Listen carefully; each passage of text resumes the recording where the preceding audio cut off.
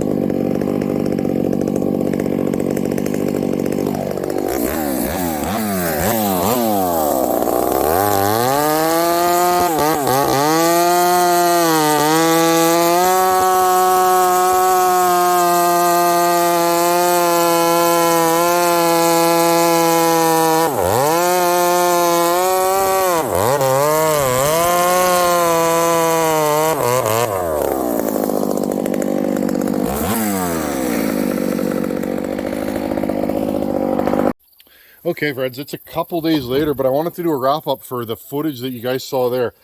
So that cylinder, I cut the transfers completely out. I cut the sides out exactly like the cylinder that came off. The one that may have been out of rounds. Friends, that cylinder may be out of round. I don't have the right plug gauges to measure that right now, but I think you guys might be right about that cylinder being out of round. And also, those rings didn't break in, friends. The cylinder and the rings are too hard, and they fought.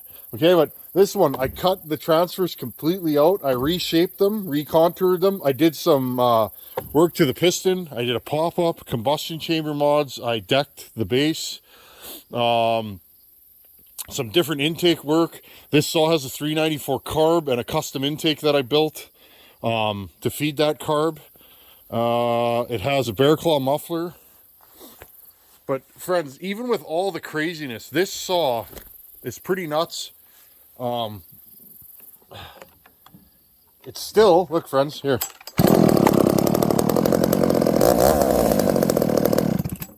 Hey friends, it's still a reliable, everyday, day in, day out saw. How long will it last? I don't know. I get asked that a lot too. How long will that saw last in, man? I don't know. Depends on who's running it. I don't blow saws up, so I don't know. I'm good to my saws. I let them warm up. I let them cool down. I try not to cut with dull chains. I make sure they're oiling. I'm not hard on saws, so this thing will probably last bucking many years. But anyhow, friends, a little bit of a shorter video today, but this saw here is going to be a winner, I think. And how do I know if it's a good build for me?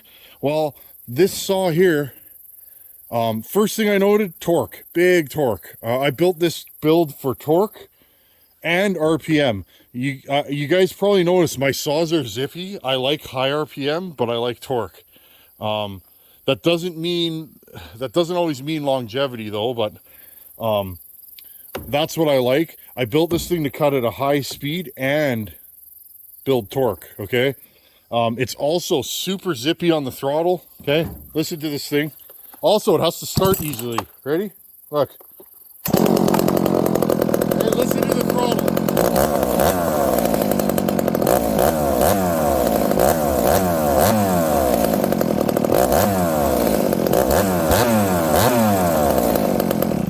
Okay, friends?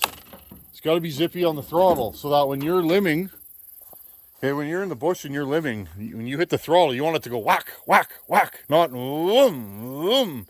Okay, you want your chain speed fairly high.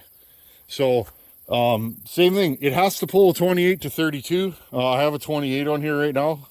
Okay. It has to idle all day long. I could throw this saw on the ground and just let it idle, and it will. Okay, so it has to idle. To me, is what makes a good saw. This is all those things. And it has to not blow up in a tank or two, because it could, friends. When you cut as much material as some of us do out, you widen things and, you know, change the shape of the piston and the contours of it and the weight of it and all that stuff, friends. You never know. These things are changing directions. It's like 250 times a second this thing's going up and down. Easy to blow up, and if something goes wrong, it's over before you know it. So there we go. I'm really happy with this build so far. There will be more cutting coming up. I have had this thing in the wood. This thing pulls the living snot out of the chain. I knew I could do better, friends. I knew I could do better.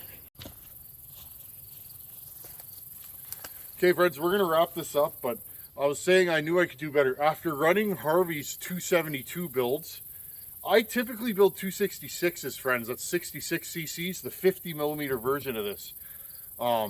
My 52 millimeter builds have always been, they've been strong, but kind of lackluster. They haven't been huge contenders. I've been working on them for years. After running Harvey's saws, I knew right there, I was like, oh yeah, this is what I want. And so what did I do? Well, I had Harvey's saw on the bench. Instead of discrediting or writing off everything that Harvey does and saying, oh, I heard this or somebody told me that. Instead of that, I kept an open mind, friends. I looked at the man's work and said, what is he doing that I'm not? And I noticed a few things that he does that I don't, and I tried them, and this saw is a monster. So I think as builders, we get in our little echo chambers, and you know, high compression, got to do machine work. If you don't do a timing advance, blah blah blah, you know, or I don't need machine work. I only port. Friends, still Husky. I've been over this a million times. We can all learn from each other. Every builder does things different, but every builder does something that I don't do that maybe I should be doing. We can all learn from each other. And what I'm saying, friends, is this saw is incredible now. It is a Tin Man saw in every way. It feels like one of my builds. It's zippy like one of my builds, but it's got the power like the Harv brings. Harvey makes big power in this chassis, friends. So I'm really happy. Basically, and you guys can tell, I'm super fired up.